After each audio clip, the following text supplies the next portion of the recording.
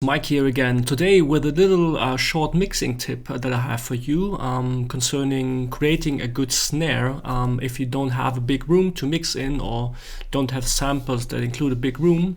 Talk about like little things that can spice up your snare in a good way. So first of all, let's have a listen on the song. I've covered this one some weeks ago when I did my review of the Jobbik cymbals as a play along from one of from some sort of CD pack that I purchased some years ago. A basic song where you can play to. I've picked for the samples, I've picked the Americana expansion pack for Easy Drummer, which is cool because it pretty much sounds like a decent recorded room and a drum set, nothing spectacular. So first have a listen on the song, then I will mute the drumless track so you can hear the drums on their own.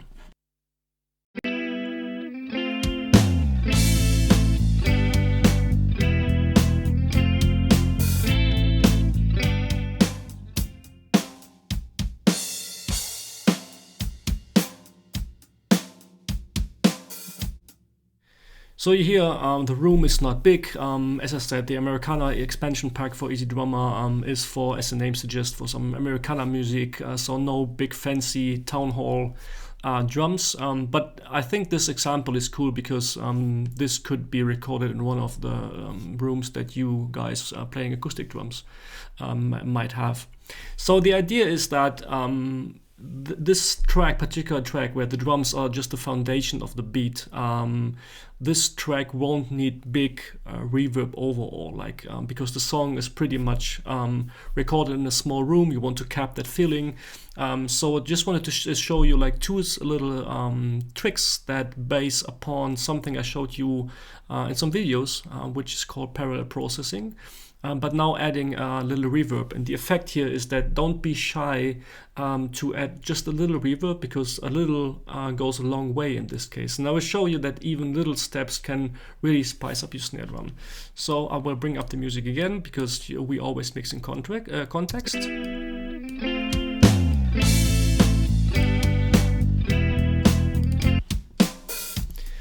So first of all, as always, and you can do this in every DAW you use or even Superior Drummer, we create another track, which we call Snare Body. You remember one of my videos where I say always name the parallel track based on the goal you want to achieve. In this case, the snare is cracky, it's okay, it's a black beauty, but we want to add a little bit more of body. So I will send a copy of the original snare drum to the new channel, which is called Snare Body here. We keep it pre-fader. We just want the same signal going on all the way.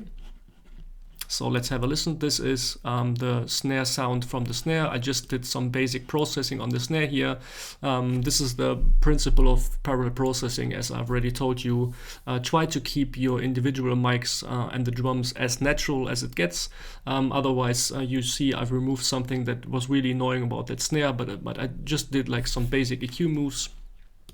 So having a snare body effect, which will mean that I'm gonna pretty much compress the snare drum. So let me pick here the virtual mix rack from Steven Slate. So we're gonna pick a compressor here. Let's take the FG401, which is a VCA style compressor.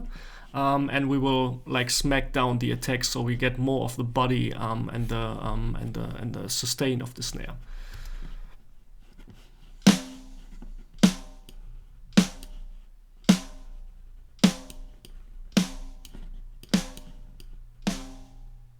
That's too much.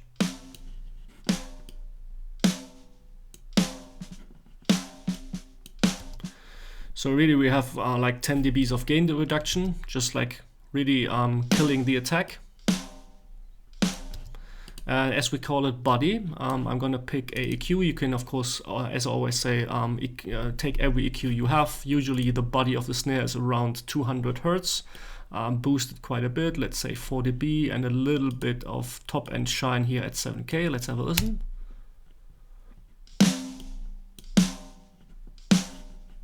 Before and after.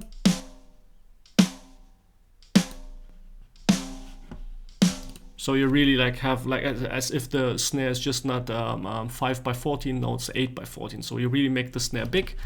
And now, as always, bring the snare, blend this slowly in so you hear the effect in contact with the music.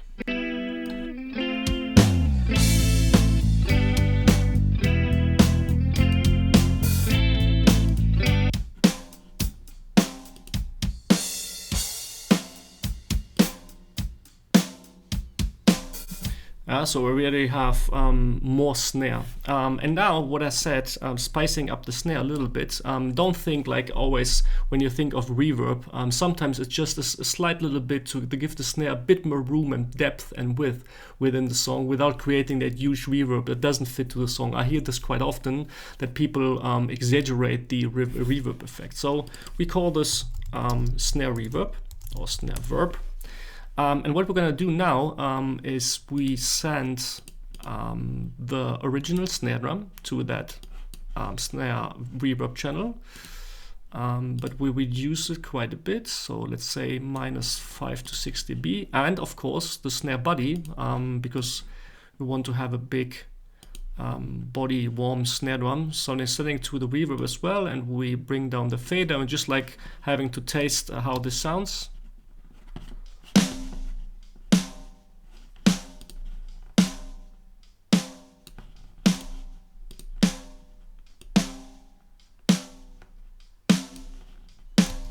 So now we have like the combination of the original cracky snare and some of the snare body. And we're going to pick a reverb, and you can pick whatever reverb you might have. The free one that come with the DAW. I pick, let's say, the one from Steven Slade. And the goal here is not to go for a big reverb, just really something small. So I'm gonna pick a room with a small decay. And I think I go for the small bright here. You will see in this little window here, the decay time is the number you want to watch out. Choose something between 400 to 600 milliseconds, really depends on the song, of course, and the tempo of the song, but usually around 500 milliseconds, so half a second of decay is a good starting point. So let's have a listen how this sounds on its own. That's always almost too much. I'll bring it down to 500.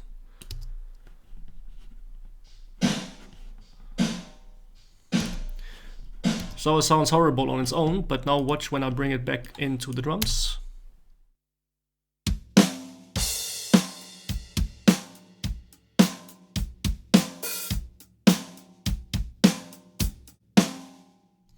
So let me switch it here, and now a quick back and forth between the original snare without the effect, and I will bring it in back and forth.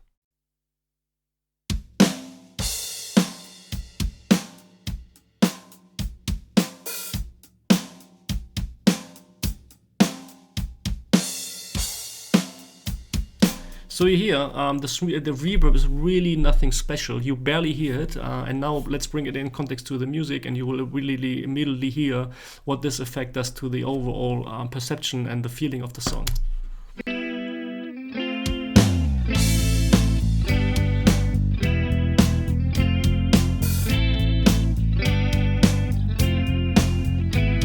You woke up this morning with a feeling that something's not right. Let me tell you, it has something to do with the way you got here. This is not about me.